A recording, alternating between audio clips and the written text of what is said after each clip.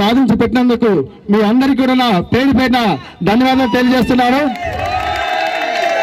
మరి ముఖ్యంగా మాది పార్వతీపురం రెల్లి వీధిలో ఉన్న మా యంగ్స్టర్ యూత్ సభ్యులందరూ కుర్రలందరూ కూడా అలా చుట్టుపక్కల గ్రామాల్లోని అలాగే అన్ని వీధులతో ఆడుతూ అలా అంటే అన్ని రకాలుగా విన్ చేస్తూ వస్తున్నాం. కానీ ఈ పెద్ద టోర్నమెంట్లో ఇంత ప్రత్యేక విధంగా ఇంత ఆధ్యాత్మికంగా పెట్టిన ఈ టోర్నమెంట్ని గెలవాలని ప్రత్యేక ఆకాంక్షతో ఇక్కడికి వచ్చాం.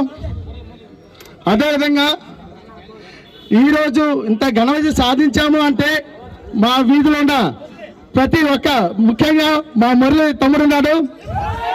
ప్రతిరోజు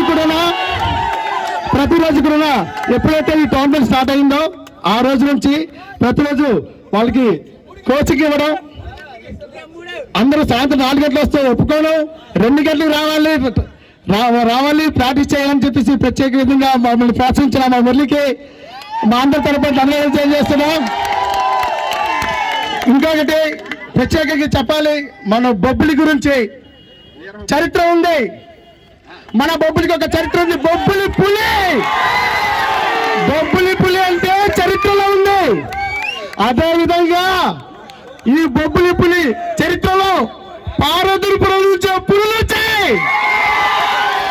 ఈరోజు అదే పులులు ఛేదించి వీక్షించి మేము విజయం సాధించాం. మీ అందరికీ కూడా పేరున ప్రత్యేకంగా పెద్దలకి ప్రతి ఒక్కరికి పేరు ధన్యవాదాలు తెలియజేస్తూ, అదేవిధంగా మాతో ఆడిన రన్నర్స్ ఉన్నారు, వైజాగ్ నుంచి వచ్చారు, ఏవిలి కాలేజ్ వాళ్ళు మంచి స్పోర్ట్స్ స్పిరిట్ ఆడారు.